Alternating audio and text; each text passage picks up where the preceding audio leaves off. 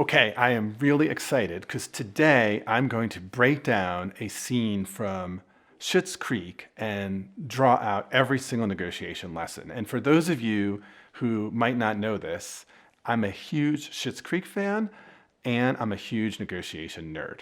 We barely know Bob. My name is Bob Bordone. I am a senior fellow at Harvard Law School, where I founded and directed the school's negotiation mediation clinical program. I'm also a founder and principal at the Cambridge Negotiation Institute.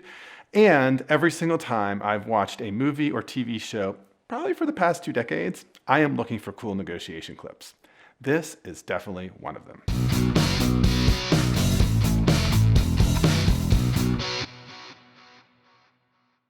I know that we just met, but if Prince Harry trusted me with his life, then I think you can too. Well, I do feel better having a lawyer in the room. Well, there's a mistake. Lawyers sometimes help in a negotiation, sometimes not so much. But, it's not surprising that a possible client thinks a lawyer always helps. But I thought that they might help. Oh my God, you're so cute. I'm not a lawyer, but I am glad that my fashion pony is working. Oh, hi. I'm Wendy Kurtz. That's a lawyer, just for the record. You can tell by that look and that non-smile. I'm scared for us. Welcome to Blouse Barn. Lisa Chung. I didn't realize there were going to be more of us. We're her representation. David Rose. Angelica Bloomfield, of Rose, Bloomfield, and Glickman. Well, let's go to my office, shall we? This shouldn't take long. The check. This should cover the cost of the signs, business cards. About that check. We had some questions about the amount. Well, you shouldn't. $10,000 is the amount we agreed upon. Well, that may be, but some things have changed on our side, and we want to discuss the... I think it's fine, David. A real negotiation dilemma. This is something that we call the principal-agent tension, when the interests of the principal and the interests of the agent aren't perfectly aligned. Now, usually it's the case that the agent is willing to settle because they want to get their share, and the principal is holding out for more. Here we kind of see the opposite happening. Maybe that's because one of the key important lessons in negotiation is about preparation, and I don't know, as I'm looking at this, preparation does not seem high on these threes list. From a legal standpoint, there are lots of costs to consider. There are the signs and the business cards. I just mentioned those. Objection sustained. There is the travel. There are the meals. There is the shipping and the catering. Which is very similar to the meals and not necessarily relevant, so... Well, the $10,000 doesn't even cover our legal fees. What? Don't worry about that. Okay, so body language kind of matters. Having your jaw hit the floor when the other side is watching, probably not your best way to negotiate a good settlement. And if we're going to announce a new name, there has to be a whole relaunch event, and that involves event planners and florists. Okay, I think and, what my colleague is trying to say is that our brand is very well established here, so we're going to require a higher compensation. This is a great negotiation moment. So first, nothing like reopening a deal that seemed closed. But now, David is doing this classic negotiation tactic, which is inviting what's called an unreciprocated offer. So basically, he's saying, this doesn't work. I'm not going to tell you what does work, just try harder.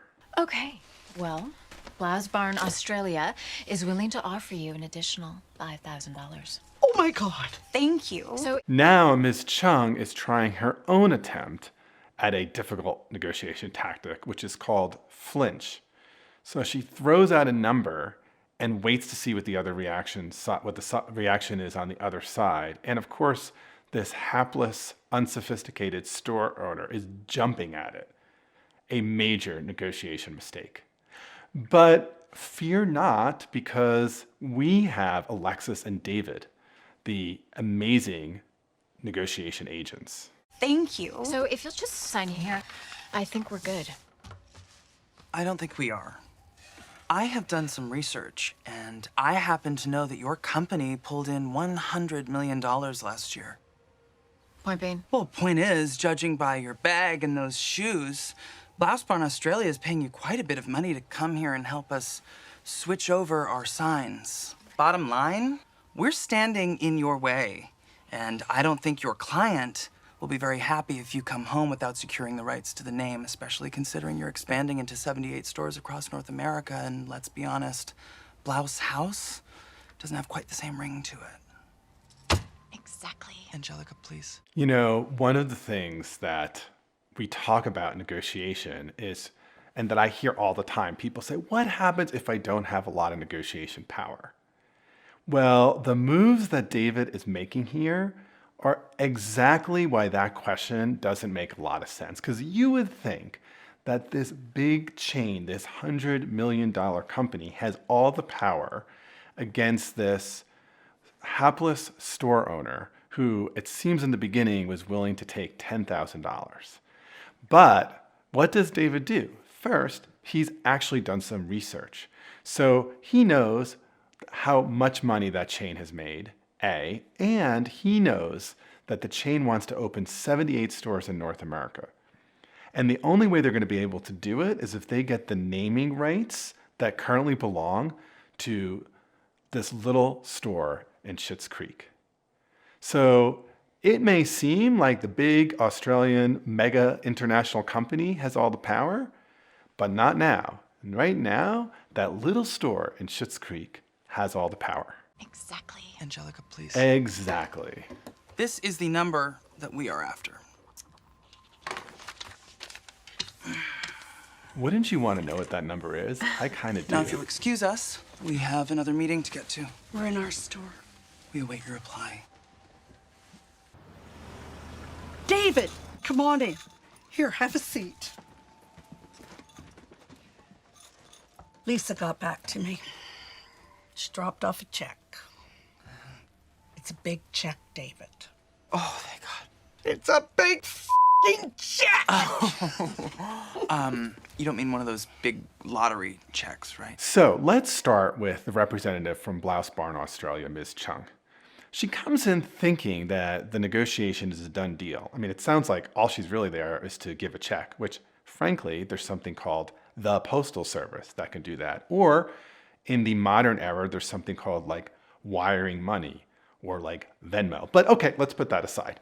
As soon as she hears that there's an interest in reopening the negotiation terms, and as soon as she sees representation, she should basically say, I'm a little concerned. I thought we have an agreement.